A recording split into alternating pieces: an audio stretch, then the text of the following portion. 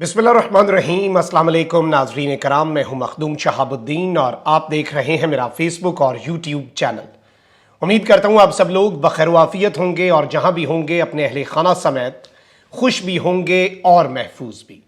नाज़रीन कराम, इस वक्त मुल्क में बहुत कुछ चल रहा है। एक जानिब मुज़ाकरात की बाज़गश्त है तो वहीं दूसरी जानिब चीफ जस्टिस और 3 रुकनी बेंच इस वक्त तहम्मुल का मुजाहिरा करके सियासतदानों को एक मौका दे रहे हैं कि वो किसी सेटलमेंट पर, किसी सियासी हल पर रजामंद हो जाएं। लेकिन इस सब के अंदर कुछ बड़ी अपडेट्स हैं जो आपके सामने रखनी है। जस्टिस काजी फाइज ईसा, जो कि सुप्रीम कोर्ट के सीनियर मोस्ट जज हैं, जिन्होंने अगला चीफ जस्टिस बनना है, इन्होंने सीनियर जजेस को एक खत लिखा है। इस खत में क्या है, ये मामला क्या है, इस हवाले से भी तफसीलात हैं। जबकि इस वक्त हुकूमती इत्तेहाद की जो जिद है वो टूटती हुई नजर आ रही है और इंतखाबात जो हैं उन पर रजामंदी की जानिब कदम एक बहुत बड़ा उठ गया है। और जाहिर बात है ये सिचुएशन सब्जेक्ट टू चेंज होती है। जाहिर बात है कि इस सारे सिनेरियो में बहुत कुछ बदल सकता है, क्योंकि हमारे मुल्क में जो सियासत है वो इसी तरह से चलती है। जबकि दूसरी जानिब बड़ा दिलचस्प मामला हुआ है, बल्कि स्टार्ट में ही मैं ये खबर आपके सामने रखता हूं कि इमरान खान और ताकतवर हल्के एक सफ़े पर किस तरह से नून लीग ने एक खुला इल्जाम लगाया है। आप ये देखें कि एक जानिब क्या हो रहा है कि मुज़ाकरात हो रहे हैं, वहीं दूसरी जानिब इंतकामी कार्रवाइयां हो रही हैं। पाकिस्तान तहरीक इंसाफ इन इंतकामी कार्रवाइयों पर भी तहम्मुल का, रिस्ट्रेंट का मुजाहिरा कर रही है, ताकि इस टोले को कोई मौका ना दिया जा सके कि ये सुप्रीम कोर्ट ऑफ पाकिस्तान में चले जाएं, ये वहां पर जाकर कहें कि जी ये हो गया, वो हो गया, फलां हो गया, हम ये नहीं कर सके, ये नहीं कर सके, ये सारी चीजें। अच्छा, अगर अब इस सिचुएशन को देखा जाए तो इसमें एक जानिब तो ये हो रहा है, वहीं दूसरी जानिब प्रेस कॉन्फ्रेंसेज हो रही हैं, स्टेटमेंट्स पर स्टेटमेंट्स दी जा रही हैं। ट्रस्ट डेफिसिट जो है वो बरकरार रहे या इवन एतमाद का जो फुकदान है वो बहुत ज्यादा बढ़ जाए, तो वो इस वक्त ये सिचुएशन बन चुकी है कि आप ये कह सकते हैं कि इस तरह के बहुत से लोग एक्टिव हो चुके हैं। और अब आप ये देख लें कि जावेद लतीफ साहब हैं, इन्होंने एक प्रेस कॉन्फ्रेंस दागी है। और ये दागने का लफ्ज मैंने क्यों इस्तेमाल किया, ये आपको इनके कुछ अल्फाज जो हैं वो समझ आ जाएंगे। और आज पाकिस्तान के ताकतवर हल्के, ना प्रीवियस एस्टैब्लिशमेंट नहीं, इवन मौजूदा को इन्होंने एक कटहरे में खड़ा करके उनका एक बहुत बड़ा इम्तिहान इन्होंने शुरू कर दिया है। और उनके इम्तिहान का आगाज जावेद लतीफ साहब की तरफ से कर दिया गया है, नून लीग की तरफ से। और ये जिस मौके पर हो रहा है, टाइमिंग बहुत इंपॉर्टेंट होती है पॉलिटिक्स में, ये आपको भी पता है। आप बल्कि जरा ये सुने कि जावेद लतीफ साहब क्या कह रहे हैं। इसलिए हम कहते हैं कि किसी तौर पर भी नवाज शरीफ के बगैर 2023 का इलेक्शन कबूल नहीं ना होने देंगे। नवाज शरीफ को आप जो बुत आपने तराशा था तमाम अदारों ने मिलके, उस मुजस्मे को धूप नहीं अभी तक आपने लगने दी, आजादाना एहतसाब नहीं होने दिया उस मुजस्मे का। आप अगर जानते हैं तो ये पूरी कौम भी जानती है, बेहतर यही होगा कि अदारों में बैठे लोग सच बोल दें। अदारों में बैठे लोग जो हैं वो हकायक जो कौम के इल्म में आ चुके हैं वो हकायक अपनी जुबान से कह दें कि क्या क्या गलतियां इस मुजस्मे को बनाने के लिए की गई थी और क्या क्या गलतियां आज भी दोहराई जा रही हैं, महज इसलिए कि ये मुजस्मा कहीं पिघल ना जाए या ये मुजस्मा टूटेगा तो वो मंसूबा बेनकाब ना हो जाए, वो प्रोजेक्ट जो है वो बेनकाब ना हो जाए। उसको बेनकाब एक दिन होना है, मगर पाकिस्तान की कीमत पर ना होने दें। आज अदारों में बैठे लोग अगर पाकिस्तान की तरक्की नहीं देखते, नहीं देखना चाहते, इस पाकिस्तान को नहीं चलने देना चाहते, तब भी बता दें। और अगर उन्होंने यही रवैया रखा तो फिर खुदा ना खास्ता इस तरह पाकिस्तान चलता नजर नहीं आ रहा। जी तो नाज़रीन करम, आपने इनकी ये गुफ्तगू सुनी। एक तो इन्होंने कहा कि इमरान खान का जो मुजस्मा है वो ना सिर्फ तराशा बल्कि इस मुजस्मे को आज भी प्रोटेक्ट किया जा रहा है।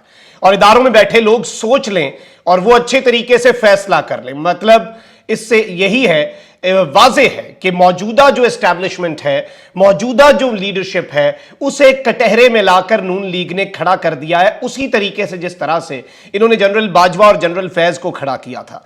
और ये वो लोग हैं जो प्रेशराइज भी करते हैं और जिनके हाथों लोग प्रेशराइज हो भी जाते हैं। आप देखें कि नवाज शरीफ ने गुजरांवाला जलसे में बाजवा और फैज को मुल्क के मसाइल का जिम्मेदार करार दिया, तो बाजवा साहब जो हैं उसके बाद किस तरह से वो सॉफ्टवेयर अपडेट हुआ उनका, वो सब ने देखा। अब वफाकी वजीर जो है जावेद लतीफ, इन्होंने कहा कि किसी के दबाव में आकर दहशतगर्द टोले से मुज़ाकरात करना पाकिस्तान के दिफा पर समझौते के मुतरादिफ है। अल्फाज देखें बारी बरकम कि हम एक दहशतगर्द टोले से दबाव में आकर मुज़ाकरात कर रहे हैं। इन्होंने कहा कि इमरान खान को दोबारा लाने के लिए सहूलत कारी हो रही है। कौम को इंतशार में मुब्तला करने वाले शख्स से किस बुनियाद पर मुज़ाकरात हो रहे हैं? जावेद लतीफ का कहना था कि कभी दहशतगर्दों के विंग से मुज़ाकरात नहीं होते, पेट्रोल बम फेंकने वालों और आलमी कुव्वतों के आलाकार बनने वालों से मुज़ाकरात नहीं होते। कौम का मुतालबा है कि नवाज शरीफ के खिलाफ होने वाली साजिश के मुजरिम से समझौता करने के बजाय इन इदारों के जिम्मेदारान को कटहरे में लाया जाए जो ये साजिशें करते रहे हैं। और इसमें इन्होंने ये भी इदारों के ऊपर, मौजूदा लीडरशिप और मौजूदा एस्टैब्लिशमेंट के ऊपर एक सवालिया निशान लगाया कि वो इमरान खान को इसलिए एक्सपोज नहीं करते कहीं उनके माजी के काम ना खुल जाए। मतलब ये भी एक बहुत बड़ा एलिगेशन है। अब इस पे पता नहीं वो क्या कहेंगे, खामोश रहेंगे या अपनी पोजीशन वाजे करेंगे। इन्होंने कहा कि आइन और कानून का इतलाक क्या सिर्फ 90 दिन के इलेक्शन पे ही है? मुस्लिम लीग नून की तरफ से जो गलतियां हैं हम उनका एतराफ करते हैं। कौम को हकीकत खुलकर बतानी चाहिए थी। क्या कौम की यह ख्वाहिश नहीं कि तमाम इदारे एक पेज पर हों? इन्होंने मजीद भी चीजें कहीं और मजीद भी इधर उधर की बातें मारी। जबकि पीटीआई को अगर आप देखें, जो सूरत हाल बन चुकी है, उस सूरत हाल के अंदर पाकिस्तान तहरीक इंसाफ इस वक्त बहुत ज्यादा मैच्योरिटी का मुजाहरा कर रही है। आप देख लें कि पाकिस्तान तहरीक इंसाफ के वाइस चेयरमैन शाह महमूद कुरैशी ने कहा है कि तहरीक इंसाफ मुज़ाकरात में किसी भी इत्तफाक तक पहुंचने की पूरी कोशिश करेगी। शाह महमूद कुरैशी ने कहा कि तहरीक इंसाफ मुज़ाकरात के लिए नेक नियति से बैठी है, लेकिन हुकूमती सफ़ों में यकसुई नहीं है। इन्होंने कहा कि इत्तेहादी जमातों में वक्ती इत्तेहाद है, इनमें कोई हम आहंगी नहीं। मुज़ाकरात में पीटीआई हर मुमकिन कोशिश ज़रूर करेगी कि किसी नतीजे पर पहुंचें। और फवाद चौधरी ने मुज़ाकरात की नाकामी की सूरत में यह बात वाज़े कर दी है कि अगर मुज़ाकरात नाकाम होते हैं तो हम हिकमत अमली मुरतब कर ली हुई है, और इस सूरत में एक ऐसा तारीखी लॉन्ग मार्च होगा जो इन सब की बुनियादें हिलाकर रख देगा। इन्हें समझ नहीं आएगी कि इनके साथ हुआ क्या है। अब यहां पर नाज़रीन इकराम, आपको पता है कि इस वक्त सूरत हाल ये बन चुकी है कि एक जानिब आपको हमने बताया कि सुप्रीम कोर्ट ऑफ पाकिस्तान के अंदर पंजाब और खैबर पख्तूनख्वा की असम्बलीज जो हैं उनकी बहाली के हवाले से भी दरखास्तें आई। उनमें से हमने ये भी बताया कि ना सिर्फ इन दरखास्तों पर एक तो नंबर नहीं लगे, लेकिन इन पर एतराज़ात भी नहीं लगे। तो एक बहाली की दरखास्त पर एतराज़ लगा दिया गया और कहा कि ये 184(3) के ज़ुमरे में नहीं आती। अलबत्ता इस एप्लीकेशन के अंदर ये बात कही गई है कि जी ये पंजाब के इंतखाबा, पंजाब के और खैबर पख्तूनख्वा के अंदर लोगों के हुकूक का मामला है, मफाद आमा का मामला है, और इसके अंदर जारी बात है कि पंजाब और केपी की निगरान हुकूमतों को अपने काम जो है वो फौरी रोक देने चाहिए।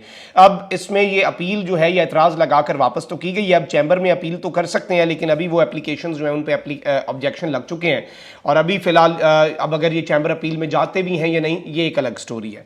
अच्छा, यहाँ में मैं आपको ये भी बता दूं कि अगर तो ये पंजाब और केपी असम्बलियाँ बहाल होती हैं तो इनमें कुछ और इश्यूज़ भी आएंगे।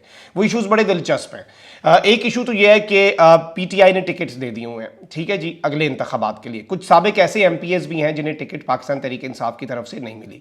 आपको पता होगा परवेज़ इलाही बहुत कम मार्जिन से वज़ीर आला पंजाब मुंतखब हुए थे। यानी अगर 5-10 बंदे ही ऐसे हों जिन्हें पीटीआई ने टिकट अगले इंतखाब के लिए नहीं दिया, वो तो अमलन ज़हनी तौर पर बागी हो चुके, और उन्हें फ़र्क भी नहीं पड़ेगा कि 1-2 महीने के लिए अगर असम्बली बहाल हुई है तो वो उसके अंदर क्या करते हैं, नाअहल भी होते हैं, तो वो तो अपना वो गुस्सा एक उतारेंगे। तो उसमें अगर गवर्नर वोट ऑफ कॉन्फिडेंस का कहते हैं तो परवेज़ इलाही साहब के लिए मुश्किलात बढ़ सकती हैं।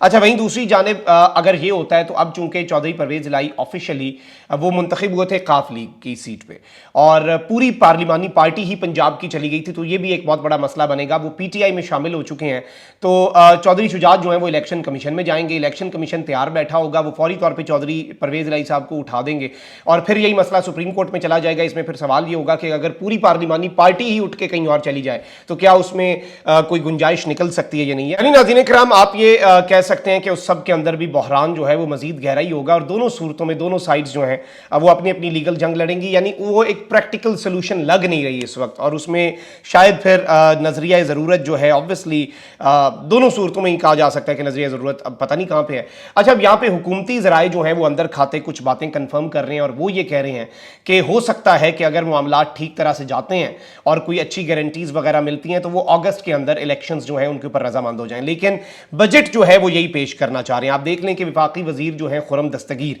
उन्होंने कहा कि इमरान खान जो हैं उनकी हम धमकियों को मुज़ाकरात पर असरअंदाज नहीं होने देंगे, और इन्होंने ये भी कहा कि जी अब इस तरह के स्पॉयलर्स हैं नून लीग में। उन्होंने कहा आम इंतखाबात अक्टूबर में ही होंगे, और साथ इंसाफ ने यह भी फरमा दिया कि जी हम बजट पेश करेंगे, अलबत्ता इनके जो लोग बैठे हैं वो वहाँ पे जो जो कर रहे हैं, जो जो चीज़ें चल रही हैं वो सबको पता है।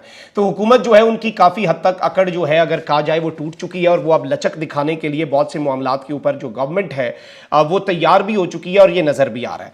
अच्छा, अब यहाँ पर मैं आपको ये बता दूं कि कुछ चीज़ें और भी हैं, कुछ मामलात और भी हैं, और सुप्रीम कोर्ट के जो सीनियर जज हैं जस्टिस काजी फाइज ईसा, उन्होंने इस वक्त एक ख़त लिखा है जो जुडिशल कमीशन ऑफ पाकिस्तान के 9 मेंबर्स हैं, जिनमें अहम तरीन जज साहिबान होते हैं। और आपको पता है कि सुप्रीम कोर्ट में टोटल हैं जी 15 जज फिलहाल, 17 की यहाँ पे टोटल कैपेसिटी है, यानी 2 जज साहिबान मजीद आ सकते हैं। अभी जो तवाज़ुन है वो यही है कि 8 चीफ जस्टिस ऑफ पाकिस्तान के साथ हैं, 7 जस्टिस काजी फाइज ईसा के साथ हैं। ये सबको पता है, रोज़े रोशन की तरह ये बात यहाँ हो चुकी है। तो अब जस्टिस काजी फाइज ईसा ने जुडिशल कमीशन ऑफ पाकिस्तान के मेंबर्स को खत लिखा है, और इन्होंने ये कहा है कि जो महीनों से 2 सुप्रीम कोर्ट ऑफ पाकिस्तान के अंदर जस्टिस साहिबान की पोजीशंस वेकेंट पड़ी हैं, खाली पड़ी हैं, उन्हें फौरी फिल किया जाए। और जुडिशल कमीशन ऑफ पाकिस्तान के जो रूल्स हैं 2010, इस सब के अंदर मैं आपको यह बता दूं कि it is the prerogative of chief justice to initiate proposal for appointment of जजेस टू द सुपीरियर जुडिशरी।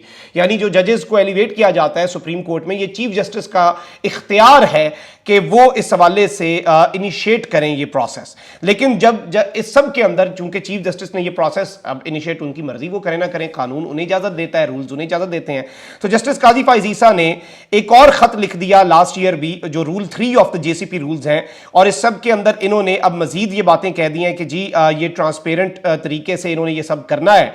और इस सारे मामले के अंदर मैं आपको ये बता दूं कि इन्होंने रिकमेंड किया है कि जो सिंध हाई कोर्ट के चीफ जस्टिस अहमद अली शेख हैं और पेशावर हाई कोर्ट के चीफ जस्टिस मुसरत हिलाली हैं, इन्हें सुप्रीम कोर्ट ऑफ पाकिस्तान में एलिवेट करके सुप्रीम कोर्ट के जो 2 वेकेंट जजेस हैं, अब ये जो खत लिखा है ये बड़ा इंपॉर्टेंट है। जस्टिस काजी फाइज ईसा को इस हवाले से बहुत तेजी और बहुत जल्दी है कि जल्द अज जल्द ये पोजीशंस जो हैं ये वेकेंट हों, और इसीलिए उन्होंने ये खत लिखा है। ऑल्दो ये इख्तियार जो है आपको पता है कि ये चीफ जस्टिस का है, और चीफ जस्टिस अपना इख्तियार अपनी मर्जी से इस्तेमाल करेंगे क्योंकि कानून उन्हें इजाजत दे रहा है। इसके उस दूसरे एस्पेक्ट्स पे बात हो सकती है, लेकिन जस्टिस काजी फाइज ईसा ने ये खत लिख के मजीद भी बहुत सी चीज़ें जो हैं वो क्लियर कर दी हैं। इसका हो कुछ नतीजा या ना हो, लेकिन चीज़ें क्लियर हो गई हैं, कॉन्सेप्ट क्लियर हो गए होंगे। अपना बहुत ख्याल रखें। अल्लाह निगहबान, पाकिस्तान जिंदाबाद।